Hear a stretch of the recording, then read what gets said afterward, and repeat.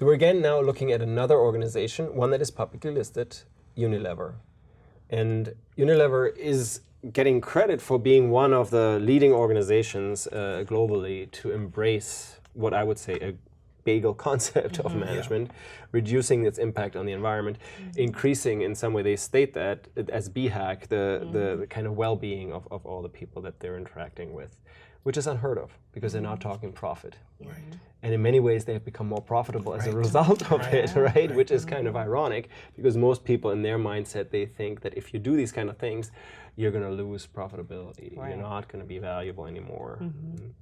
What is your response to what you saw? Yeah, that's the part that really struck me, is when I sort of watched the initial video, I was thinking, ooh, this is going to be expensive. But I thought of a concept. I thought about this sort of, it's been floating around for the past decade or so, lean, lean management styles and lean operations and things like that.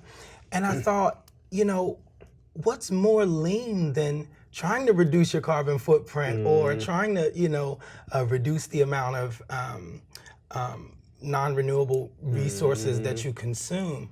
A lot of times the way lean is used in traditional business practice is this idea that we're going to add whatever, unhealthy chemical, whatever it is, to make sure that we drive our costs down. And so thinking about how this organization sort of reimagined that concept, this lean concept, and then on the back end still ended up profiting was quite inspirational. Yeah, I think they recognize that doing good business. You have to involve not only just them, but also your resources, the people that are helping you drive that and drive it being sustainable, and that it can't be addressed by just business alone. Nonprofits have to be involved, business have to be involved, and to really address some of these pressing issues. So for them to kind of put that stake in the ground to say this is what we're doing, and to do it publicly, be publicly accountable for some of their strategic plans, long-term or short-term, they were trying to address. I mean, I think it just shows that good business can result in more profitability if you're doing it in a more of a social conscious way. Right. Well, and again, I want to highlight how business is actually a human construction, right? It's something that we create. It's not like God-given in any way, so it can be done differently. And I think the reason I put Unilever in there is just an example of a publicly listed organization that needs to respond to short-term stock market pressures oftentimes. And that's the idea that many people have and say why something cannot be done, why you can't think long-term, why you can't think about how you can reduce the impact on the planet, why you can't treat people with dignity, all of these kind of conversations, right? But it's possible, right?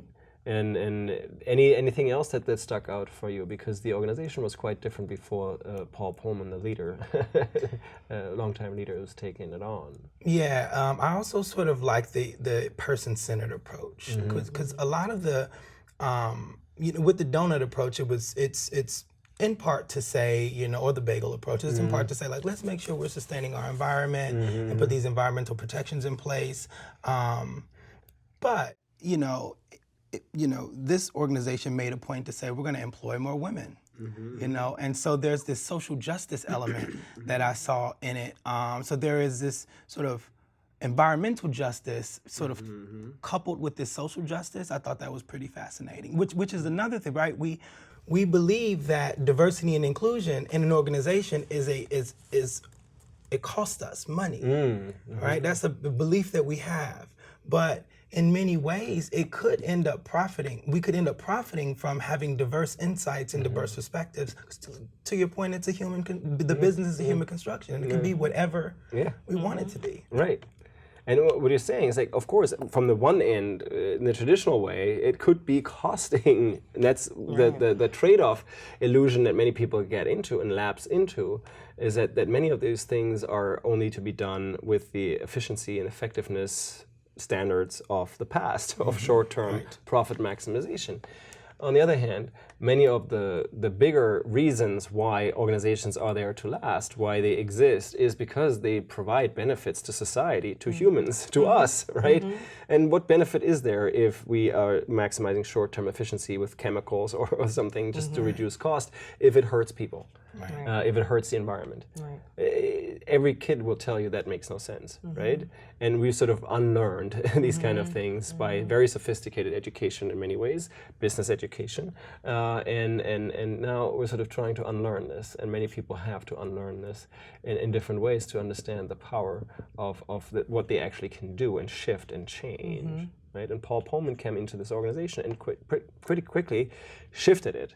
Right? It remains to be seen whether and how they can keep up with it. But the point again being, this is feasible. Right? More is feasible than we think. And when we start removing our sort of mental barriers and create sort of and use imagination, then we can probably create a lot different types of solutions to the problems we're facing.